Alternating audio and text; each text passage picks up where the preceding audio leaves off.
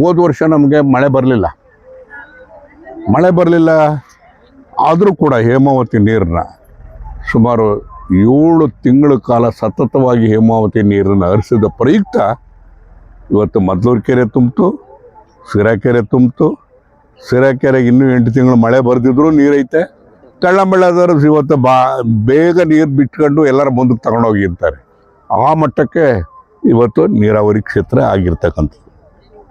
ಪರಿವರ್ತನೆ ಏನಾಗಿದೆ ಅನ್ನೋದನ್ನು ಒಂದು ಮಾತು ಹೇಳ್ತೀನಿ. ನಾನು 78ರಲ್ಲಿ MLA ಆಗಿದೆ. 49 ವರ್ಷ ಇದು ನಾನು MLA ಆಗಿ.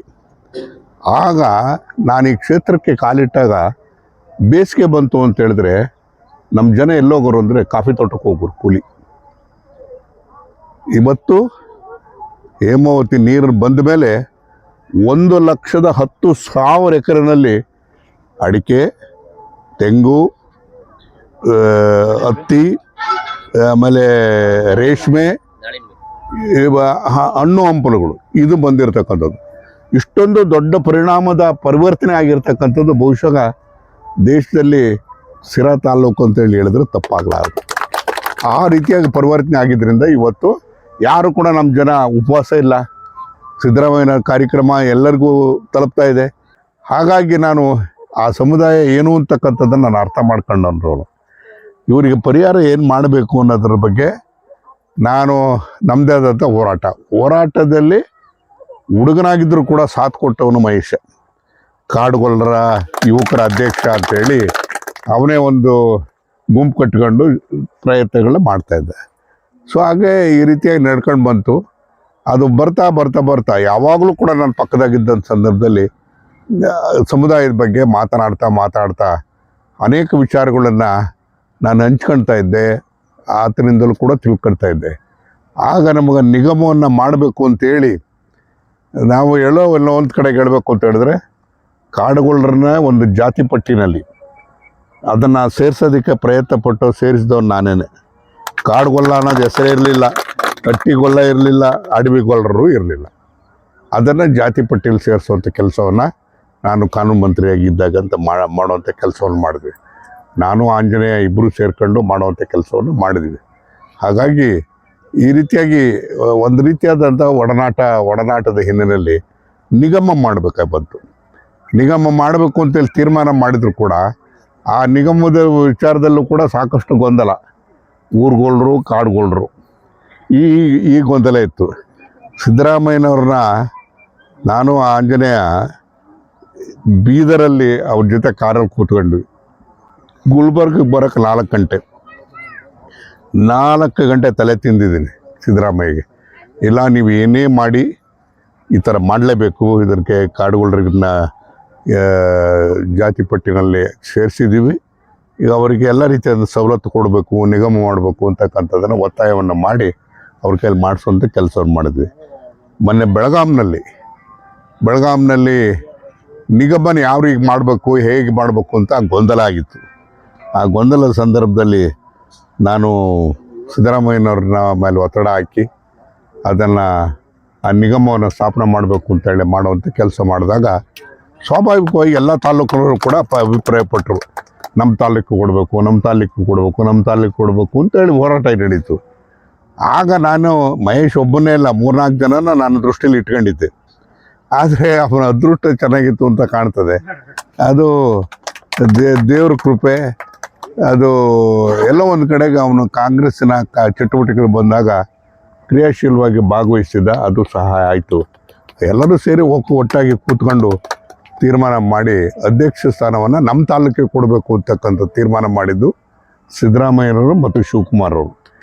ಕಾರಣ ಏನಂದರೆ ಜಯಚಂದ್ರ ಮೊದಲಿಂದಲೂ ಓಡಾಟ ಮಾಡ್ಕೊಂಡು ಬಂದಿದ್ದಾನೆ, ಅವ್ರ ತಾಲೂಕಿನವ್ರಿಗೆ ಕೊಡೋಣ ಅಂಥೇಳಿ ಕೊಡುವಂಥ ಕೆಲಸವನ್ನು ಮಾಡಿದರ ಫಲವಾಗಿ ಇವತ್ತು ಅವನ ಅಧ್ಯಕ್ಷರಾಗಿದ್ದಾನೆ. ಈಗ ನಾನು ಕ್ಯಾಬಿನೆಟ್ ದರ್ಜೆ ಸಚಿವವನ್ನು ಕೂಡ ಹೌದು. ಈಗ ಇವನು ರಾಜ್ಯ ಮಟ್ಟದ ಸಚಿವ ಅಂದರೆ ನಾನು ತಮಾಷೆ ಮಾಡ್ತೀನಿ, ಗ್ರಾಮ ಪಂಚಾಯತ್ ಎಲೆಕ್ಷನ್ ಇಲ್ಲ, ಆಲೇ ರಾಜ್ಯ ಮಂತ್ರಿ ಆಗ್ಬಿಟ್ಟೆ ನೀನು ಅಂತ ಹೇಳ್ತಿದ್ದೆ. ಅದೇನೇ ಇರಲಿ, ನಾವು ಆ ಹಿಡಿದ ಕೆಲಸವನ್ನು ಮಾಡೋವಂಥ ಕೆಲಸದಾಗಬೇಕು. ಬಹುಶಃ ನನಗೆ ಈ ಸಮುದಾಯಕ್ಕೆ ಏನೂ ಸವಲತ್ತು ಸಿಕ್ಕಿರಲೇ ಇಲ್ಲ ಅಲ್ಲಿ ಯಾವತ್ತೂ ಕೂಡ. ಅವರು ಕೇಳೋಕ್ಕೂ ಬರಲ್ಲ, ನೀವು ಕುಡಿಯೋಕ್ಕೆ ನೀರಿಲ್ಲದೆ ಇದ್ದರೂ ಸಾಯ್ತಾರೆ, ಒಂದು ಬೋರ್ ಹಾಕ್ಸ್ಕೊಂಡು ಅಂತ ಇನ್ನೊಬ್ರಿಗೆ ಕೇಳಲ್ಲ. ಈ ಥರದ ಜನ ಈ ಥರದ ಜನ ಇವತ್ತು ನಾವೆಲ್ಲೂ ನೋಡೋಕ್ಕಾಗೋದಿಲ್ಲ. ಹಾಗಾಗಿ ನಾನೀಗ ವೆಂಕಟರಾಜ್ ಕೇಳಿದೆ ಏನೇನು ಕೊಟ್ಟಿದ್ದೀವಪ್ಪ ನಾವು ಅಂತೇಳಿ. ಹೇಳಬೇಕು ಅಂತ ಹೇಳಿದ್ರೆ, ನಾವು ಈ ಹೋದ ವರ್ಷ 217 ಜನಕ್ಕೆ, ಗಂಗಾ ಕಲ್ಯಾಣ 53 ಜನಕ್ಕೆ, ಟ್ಯಾಕ್ಸಿಗಳನ್ನು 29 ಜನಕ್ಕೆ, ನೇರ ಸಾಲ 135 ಜನಕ್ಕೆ ಕೊಡಬೇಕು ಅಂತೇಳಿ ಮಂಜೂರಾತಿಯನ್ನು ಮಾಡಿದ್ವಿ. ಈ ಸಾಲಿಗೆ ನಾನು ಕೊಟ್ಟಿರ್ತಕ್ಕಂಥದ್ದು ಗಂಗಾ ಕಲ್ಯಾಣ 130 ಜನಕ್ಕೆ, ಟ್ಯಾಕ್ಸ್ಗಳು 30 ಜನಕ್ಕೆ, ಆಮೇಲೆ ನೇರ ಸಾಲ 150 ಜನಕ್ಕೆ. ಅಲ್ಲಿ ಹೆಚ್ಚು ಕಡಿಮೆ 550ವರೆಗೂ ಕೂಡ ಜನಕ್ಕೂ ಸವಲತ್ತನ್ನು ಕೊಡ್ತಕ್ಕಂಥ ಒಂದು ಕಾರ್ಯಕ್ರಮ. ಈ ಕಾರ್ಯಕ್ರಮ ಅಂದರೆ 70-80 ಕೋಟಿ ಕಾರ್ಯಕ್ರಮ ಆಗ್ತದೆ. ಇದೆಲ್ಲದ್ರ ಜೊತೆಗೆ ನಾವು ಒಂದು ಅವಕಾಶ ಅಂತ ಹೇಳಿದ್ರೆ, ನಾವು ಇದನ್ನು ಸವಲತ್ತನ್ನು ಕೊಡಬೇಕಾದಾಗ ಎಲ್ಲ ಕ್ಷೇತ್ರವಾರು ಕೊಟ್ಟಿರ್ತೀವಿ. ಭಾಳಷ್ಟು ಕಡೆ ಕ್ಷೇತ್ರದಲ್ಲಿ ಈ ಜನಾಂಗ ಇಲ್ಲ.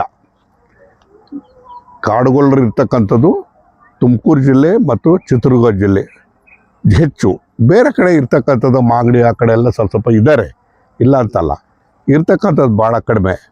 ನಾನು ಮಹೇಶನ್ ಮಾಡಿರ್ತಕ್ಕಂಥ ಒಂದು ಅಡ್ವಾಂಟೇಜ್ ಏನಪ್ಪ ಅಂದರೆ, ನಮ್ಮ ಕ್ಷೇತ್ರದಲ್ಲಿ ಬೇರೆ ಕ್ಷೇತ್ರದಲ್ಲಿ ಉಪಯೋಗ ಆಗದೇ ಇರತಕ್ಕಂಥ ಸವಲತ್ತನ್ನೆಲ್ಲದು ಕೂಡ ನಮ್ಮ ತಾಲೂಕಿಗೆ ವರ್ಗಾವಣೆ ಮಾಡ್ಕೊಂಡು ಹೆಚ್ಚು ಸವಲತ್ತನ್ನು ಕೊಡೋದಕ್ಕೆ ಸಾಧ್ಯತೆ ಇದೆ. ಸೊ ಹಾಗಾಗಿ ಯಾರಿಗೆ ಬೇಕಾದರೂ ಯಾರೇ ಬಂದು ಕೇಳಿದ್ರು ಕೂಡ ಆ ಕೇಳ್ತಕ್ಕಂಥವ್ರೆಲ್ಲ ರೀತಿಯಾದ ಒಂದಲ್ಲ ಒಂದು ರೀತಿಯಾದಂಥ ಸೌಲಭ್ಯಗಳನ್ನ ಕೊಡೋದ್ರ ಜೊತೆಗೆ ನಾನು ಕನಿಷ್ಠ ಅದು ಕೂಡ ವೆಂಕಟರಾಜು ಹೇಳ್ತೀನಿ, 1,000 ಜನಕ್ಕೆ ರೀಚ್ ಆಗುವಂಥ ರೀತಿಯಲ್ಲಿ ನಾವು ಇದನ್ನು ಸವಲತ್ತನ್ನು ಕೊಡಬೇಕು. ಯಾಕೆಂದರೆ ಯಾವತ್ತೂ ಕೂಡ ಇವ್ರು ಬಂದು ಕೇಳಿದವರು ಅಲ್ಲ, ಸಹಾಯವನ್ನು ಪಡೆದ ಜನ ಅಲ್ಲ, ಮುಂದೆ ಬಿದ್ದ ಜನನೂ ಅಲ್ಲ. ಈ ಸಮುದಾಯಕ್ಕೆ ಯಾವುದೂ ಸವಲತ್ತು ಸಿಗ್ತಿರಲಿಲ್ಲ.